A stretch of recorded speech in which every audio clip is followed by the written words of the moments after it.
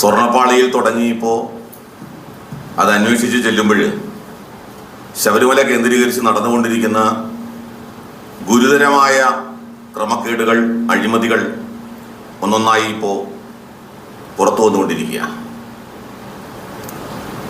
ഒരു ഉണ്ണികൃഷ്ണൻ പോറ്റിയുമായി ബന്ധപ്പെട്ട് ആണ് ശബരിമലയിലെ ഈ കാര്യങ്ങൾ മുഴുവൻ നടന്നിട്ടുള്ളത്. ഞങ്ങളൊന്നും അറിഞ്ഞിട്ടില്ല, ഞങ്ങളിതിൽ കുറ്റക്കാരല്ല, ഉണ്ണികൃഷ്ണൻ പോറ്റിയാണ് ഇതിൻ്റെ മുഴുവൻ കുറ്റക്കാരൻ എന്ന ആരോപണം ഉന്നയിച്ചുകൊണ്ട് ദേവസ്വം ബോർഡ് കൈ കഴുകുന്ന ഒരു സമീപനമാണ് ഇപ്പോൾ നമ്മൾ കാണുന്നത്. ഇപ്പോൾ ഉണ്ണികൃഷ്ണൻ പോറ്റി എന്നൊരാൾക്ക് ശബരിമലയിൽ വന്ന് ഈ സ്വർണ്ണപ്പാളി കൊണ്ടുപോയി അതിൻ്റെ 4.5 കിലോ കുറച്ച് ഈ തിരിച്ച് കൊണ്ടുവന്ന് വീണ്ടും ആ സ്വർണ്ണപ്പാളി ഉണ്ണികൃഷ്ണൻ പോറ്റി തന്നെ കൊണ്ടുപോകുന്ന അവസ്ഥ, സ്വർണം പൂശാൻ കൊണ്ടുപോകുന്നു, അത് ബാംഗ്ലൂരിലേക്ക് കൊണ്ടുപോകുന്നു.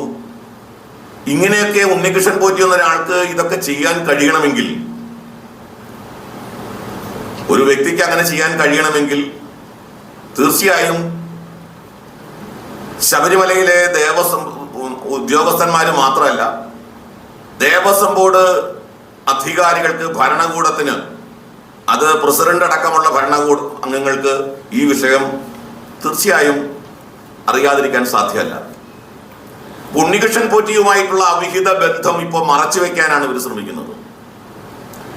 ഉണ്ണികൃഷ്ണൻ പോറ്റി എന്നുള്ള ഒരു വ്യക്തി ഒറ്റയ്ക്ക് വിചാരിച്ചാൽ നടക്കാവുന്ന കാര്യമല്ല. അത് നമുക്ക് എല്ലാവർക്കും അറിയാം. 4.5 കിലോ കുറച്ചു കുറവ് വന്ന ആ സംഭവത്തിൽ അതേ വ്യക്തിയെ തന്നെ വീണ്ടും ഈ പണി ഏൽപ്പിക്കുക എന്ന് പറഞ്ഞാൽ അതിലൂടെ നേട്ടം കൊയ്യാൻ, നേട്ടം ആഗ്രഹിക്കുന്ന ആളുകൾ ദേവസ്വം ബോർഡിലുണ്ട് എന്ന് വളരെ വ്യക്തമാണ്.